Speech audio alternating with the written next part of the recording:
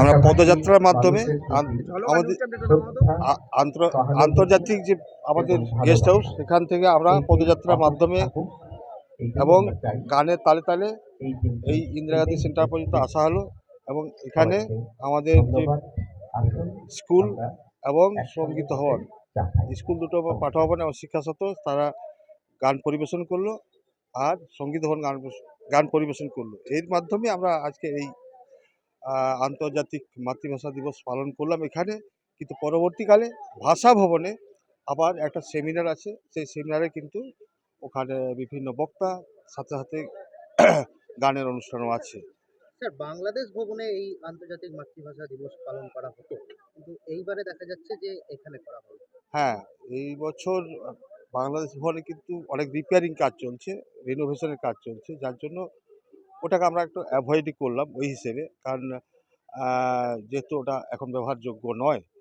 আর দ্বিতীয় কথা হচ্ছে এইরকম কোনো আমার মনে হয় না যে বাংলাদেশ ভবনেই সব অনুষ্ঠান করতে হবে বা এই মাতৃভাষাটাকে, কারণ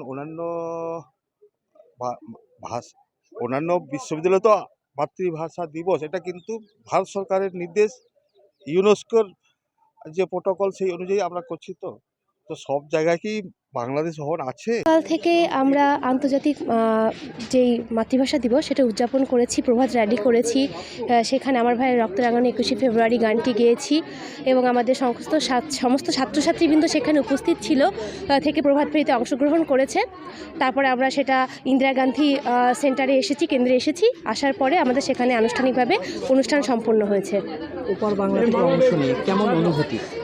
আমরা দীর্ঘদিন এখানে আমি পড়ি, মানে আমি ব্যক্তিগতভাবে তো প্রতি বছরই অংশগ্রহণ করি, প্রতি বছরই ভালো লাগে, একটা আলাদা ভালো লাগা থাকে প্রতি বছরই সকাল সকাল অনুষ্ঠানে অংশগ্রহণ করতে।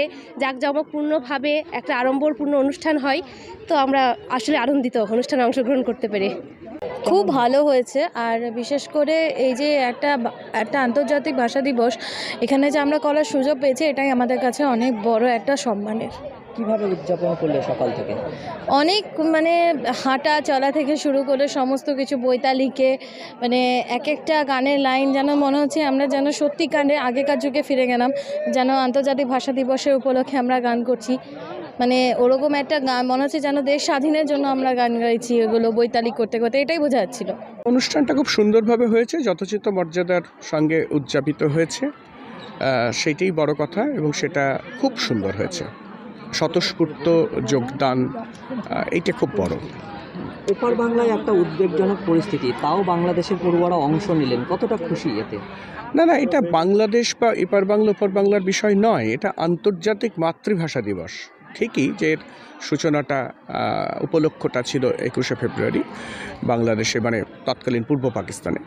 কিন্তু এখন 1999 সালের 17ই নভেম্বর রাষ্ট্রসংঘ, আমাদের ইউনেস্কো, রাষ্ট্রসংঘের যে শাখা সংগঠন আছে একটা ইউনেস্কো ঘোষণা করে যে এইটি সারা পৃথিবীতে উদযাপিত হবে আন্তর্জাতিক মাতৃভাষা দিবস হিসেবে।